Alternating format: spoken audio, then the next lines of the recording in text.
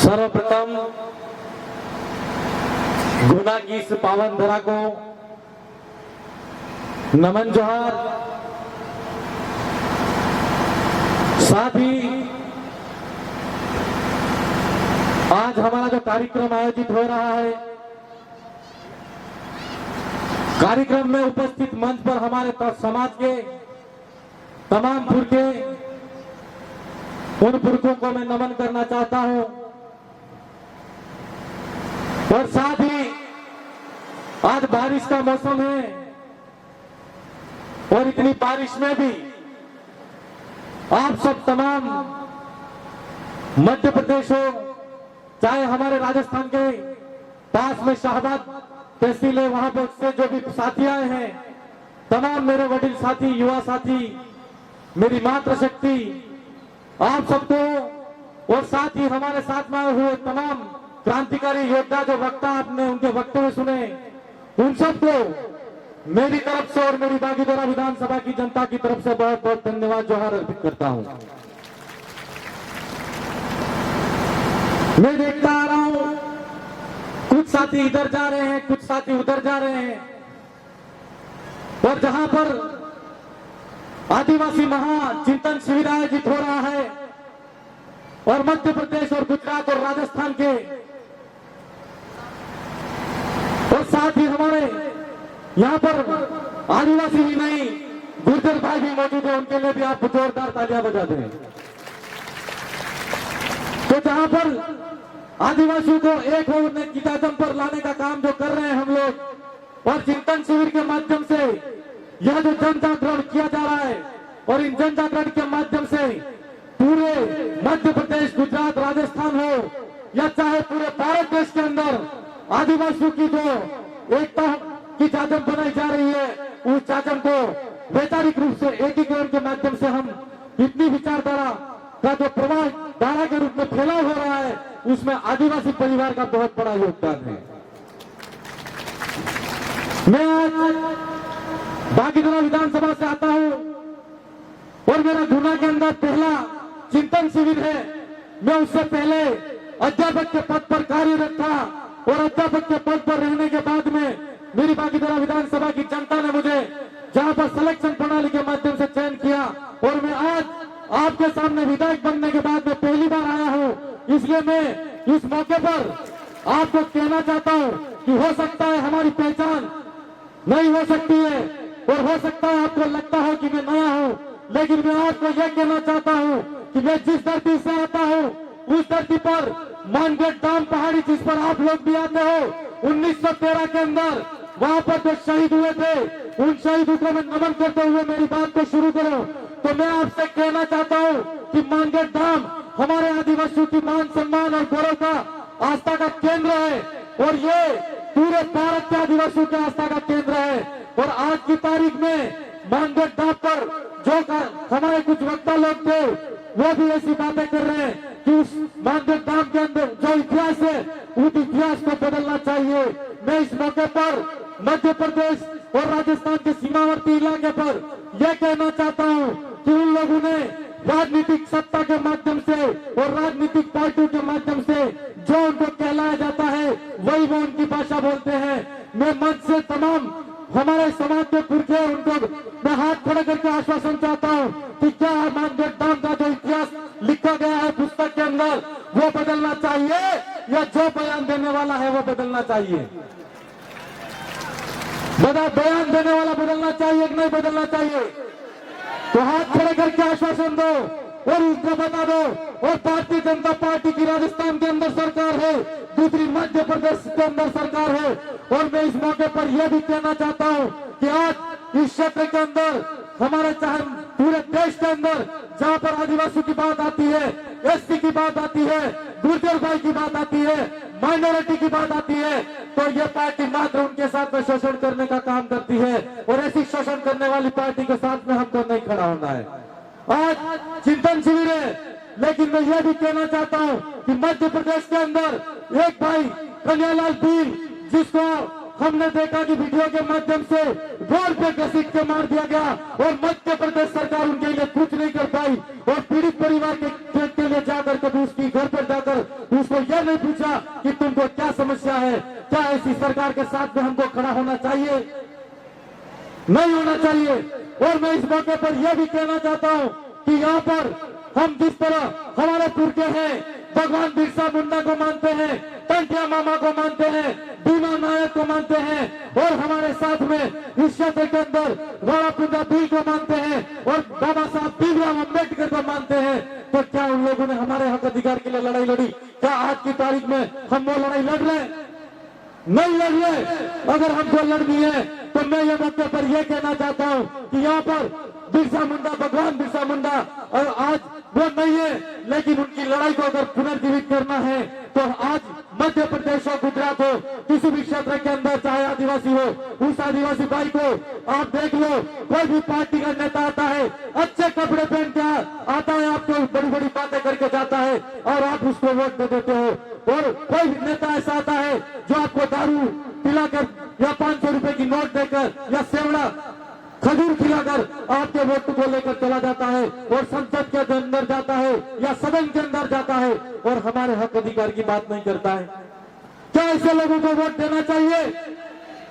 नहीं देना चाहिए। और ऐसे नालायक लोगों को जो तुमको मीठी मीठी बातें करते हैं और अच्छे अच्छे कपड़े नेतागिरी के कपड़े पहन के आएंगे और तुम्हारा वोट लेके जाएंगे और संसद के अंदर हो चाहे विधानसभा की सदन के अंदर हो, तुम्हारे जब हक अधिकार की बात आती है, जब हमारे समाज के हक अधिकार की बात आती है तो और हमारे साथ में अत्याचार शोषण होता है, उस समय वो आवाज नहीं उठाते। तो आप याद रखिएगा कि आपको अच्छे अच्छे कपड़े पहनने वाले और अच्छी अच्छी बातें करने वाले जब दोबारा आपके वहां पर आपके गांव के अंदर, आपके शहर के अंदर, आपकी सड़क के अंदर दोबारा वहां पर आए तो भगवान बिरसा मुंडा के हाथ में लकड़ी है और तुमको लठ उठा के रखना है,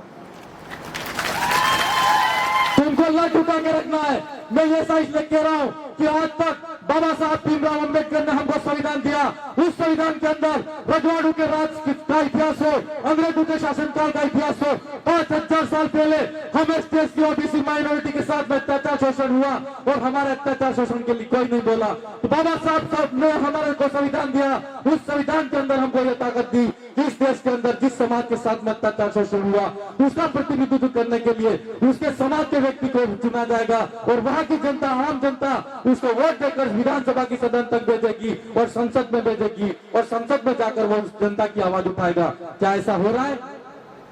नहीं हो रहा है। अभी मैं बात कर रहा था वहां पर 3200 हेक्टेयर जमीन राजस्थान के अंदर राजस्थान की सरकार काट रही है और एक तरफ आपने सुना होगा और मीडिया के अंदर देखा होगा कि हमारे उदयपुर में अपना जी आदिवासी भाई आदिवासी बेल्ट है, यहाँ बेल्ट में सरकार इनके वन संवर्धन दिन मिलावे वन वहां रिवोजू के यहाँ वन में वैसे ये चितले है, चितड़ा जिसको हम चीता टाइगर बोलते हैं, सरकार वहां छोड़ रही है और आदिवासी 6 जनों की जान चली गई, 100 जनों की जान जाती रही है। क्या ऐसी सरकार जिसको आज की तारीख में वन विभाग के माध्यम से वन संवर्धन अधिनियम, फॉरेस्ट कैसे जिंदा रखना वो उसको पता है, चीतू को कैसे जिंदा रखना वो उसको पता है और आदिवासी को कैसे जिंदा रखना वो पता होना चाहिए कि नहीं होना चाहिए। और अगर उसको पता नहीं है तो आज के समय मेरे भाई हमारे वहां पर माजी महाराज कह गए कि सोता जितनी सेलीवारी करे तुम्हारा राज आएगा। मगर अंतिम पीढ़ी में अंतिम लड़ाई है, इन्हीं लड़ाई में अगर आप जागीला नहीं होगा तो तमीम हम जादू क्या अपनी अब्बा वाली पीढ़ी है इन्हें विनाश नहीं जाएगा। और अगर इस विनाश को बचाना है तो हमको निश्चित तौर पर जागरूक बनना पड़ेगा। और हमारी माताएं बहनें हैं, अगर उसकी शराब इज्जत लूटी जाती है, मैं तो कहता हूं भारत के संविधान के अंदर ऐसा कानून बनना चाहिए कि जो लोग किसी बहन बेटी के साथ में अत्याचार शोषण करते हैं, दावा के रहते भाई, मैं कहता हूं वो जिसको कार्य करने वाला ऐसा जो भाई है वो भाई किसी का नहीं हो सकता, वो मानवता का दुश्मन है, उसको सरेआम बीच सड़क पर सीधा सट खड़ा रख के फांसी पर लटका देना चाहिए। सरकार के पास में जंगल काटने का नियम है, आदिवासियों को विस्थापन करने का नियम बना सकती है, तो सरकार कैसा भी नियम बना सकती है कि जो भाई अगर किसी के साथ में किसी भाई की बेटी के साथ में अत्याचार शोषण करता है और उसकी इज्जत लूटता है, उसके साथ में बलात्कार करता है, क्या ऐसे आदमी को फांसी होनी चाहिए कि नहीं होनी चाहिए? होनी चाहिए। मैं आज वन विभाग के माध्यम से एक बात और कहना चाहता हूं कि अंग्रेजी शासन काल से आ रहे बहुत से कानून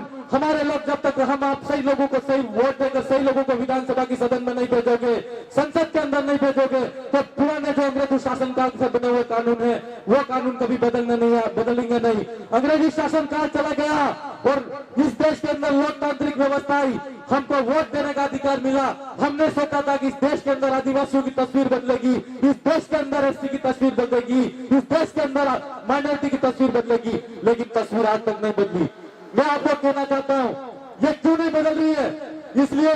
कि वो कानून वही कानून चल रहे हैं। अगर वो कानून बदलना है तो हमको हमारे वोट का सही इस्तेमाल करके विधानसभा हो चाहे संसद की सदन हो, उसके अंदर सही आदमी को भेजना पड़ेगा। आज वन अधिकार की बात होती है। अंग्रेजी शासनकाल के समय जब आदिवासी भाई हमारे जंगल के अंदर लकड़ी काट कर हमारे घर पर ले जाकर रोटी पकाते थे और खाना पकाते थे, उस समय अंग्रेजी शासनकाल के अंदर पहला ब्रिटिश हुकूमत के अंदर 1875 के अंदर वन अधिनियम बना। 1927 के अंदर दूसरी बार उसका बनाया गया और दूसरा वो भी बनाना बता रहे थे 1980 के अंदर संवर्धन बनाया। फिर 2006 कानून लाई, फिर 2019 लाई, फिर 2024 लाई, लेकिन आज तक सारे के सारे कानून आदिवासियों की जमीनों को हड़पने के कानून है। मैं चाहता हूं और हमारी जो विचारधारा है, हमारी जो जाजम वो ये कहती है कि जब तक हम हमारे सही व्यक्ति का चयन नहीं करेंगे तो विधानसभा के अंदर विधायिका में जाकर सही कानून नहीं बनेगा और संसद के अंदर नहीं सही कानून नहीं बनेगा। इसलिए मेरे भाई, अगर हम हमारे वन आज की तारीख में कहते हैं कि जल जंगल जमीन हमारा है, उस कानून को बदलना चाहते हो और उस कानून को अगर हम पाना चाहते हैं और तो निश्चित तौर पर आदिवासी का वन अधिकार पर अधिकार होना चाहिए। तो हमको सही व्यक्ति का चयन करके विधानसभा की सदन के अंदर भेजना है और संसद के अंदर भेजना है। ये बात बहुत जरूरी बात है। हमारे चिंतन शिविर होते हैं और चिंतन शिविर में हम कहते हैं, दादा भी कह रहे थे कि क्या लेके आए, तो लड्डू लेके आए, क्या लेके आए तो ये लेके आए। हम आपसे कहना चाहते हैं कि हमको सबको किसी भी बात पर झुकना नहीं है, हमको हमारी विचारधारा को अडिग रखना है। और इस विचारधारा के अंदर इतना दम है कि यहाँ पर बैठा हुआ आदमी अगर एक अपने आप को कार्यकर्ता समझ ले तो ये समझ लेना कि आने वाले समय के अंदर ये पांडाली नहीं, पूरा गुना जिला जाम हो जाना चाहिए। और अभी भाई बोल रहे थे कि मध्य प्रदेश के अंदर किसी के साथ में अत्याचार शोषण होता है तो राजस्थान वाला भाई बोलता है, और राजस्थान के अंदर किसी के साथ में होता है तो मध्य प्रदेश वाला भाई बोलता है। हम आपसे कहना चाहते हैं कि मध्य प्रदेश हो, गुजरात हो, राजस्थान हो, जब हमारा देश का राज्य का विभाजन हो रहा था, इन लोगों ने बहुत ही चालाकी से और चतुराई से हम लोगों को अलग किया है। और ये जो विचारधारा है वो अलग फिर से बिल प्रदेश बनाने की विचारधारा है। अगर इस विचारधारा को एक करना है तो हमको कभी भी ये नहीं सोचना है कि मैं मध्य प्रदेश का हूँ, मैं राजस्थान का हूँ, मैं छत्तीसगढ़ का हूँ। ये कभी भी नहीं कहना है ये इलाका मध्य प्रदेश का है, राजस्थान का है, गुजरात का है। मैं आपसे कहना चाहता हूँ कि ये इलाका बिल प्रदेश का इलाका है, बिल प्रदेश का इलाका है। जब तक हम अपने आप को मानसिक रूप से और वैचारिक रूप से एक नहीं करेंगे तब तक हम एक नहीं हो सकते। आज पूरे देश के अंदर हम एकता का जो काम कर रहे हैं वो मात्र विचार और विचारधारा से जुड़ रहे हैं। आपको जहां जहां पर आप जाओ तो आपको विचारधारा को आगे बढ़ाना है। हमारे लिए कोई व्यक्ति महत्वपूर्ण नहीं है। आज तक हम व्यक्ति को पूछते आ रहे, इसलिए हम एक नहीं हो पाए। हम आपसे कहना चाहते हैं कि हमारी गुज्जर के हो, आदिवासी को हो, चाहे एससी हो, माइनॉरिटी हो, जो भी भाई है, अगर उनकी कबीला व्यवस्था फिर से अपने पुराने इतिहास में जाकर देखेंगे तो निश्चित तौर पर पता लगेगा कि हमारे बाप दादू की जो कबीला व्यवस्था थी, गांव कमेटी मुखिया की व्यवस्था थी, बटलाई की व्यवस्था थी, उस व्यवस्था को पुनर्जीवित कर देंगे तो निश्चित तौर पर यह समाज की जाजम संगठित हो जाएगी और हम एक जाजम पर आ जाएंगे। मैं आज के मौके पर ज्यादा कुछ नहीं कहूं, पर आपको यह जरूर कहना चाहता हूं कि पीछे हमारे अंतिम वक्ता के रूप में हमारे भाई और राजस्थान विधानसभा के हमारे विधायक भाई थावरचंद जी डामर भी बाकी हैं। और आप सब तमाम बारिश के अंदर भी इतने समय तक बैठे हो और हो सकता है घर पर जाना हो, लेकिन अगर ये बात ठान लेना कि हम अगर सोचते हैं कि हमको ये कुछ करना है और कुछ करके ही जाएंगे तो हमको किसी भी समय हमारे सामने अगर मुश्किल हालात हो तो हमको डिगना नहीं है, हमको डट कर रहना है। ये बारिश तो क्या हमको तूफान भी हिला नहीं सकता, ये विचारधारा हमारे अंदर होनी चाहिए। मैं ज्यादा कुछ नहीं कहूं। अंत में कुछ लोग हैं जो दलाल लोग हमको ये सोचते हैं कि पुराने समय में हमको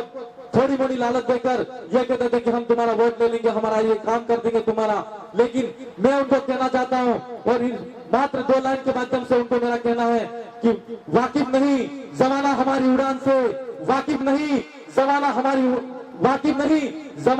उड़ान से, वाकिफ नहीं जमाना हमारी उड़ान से,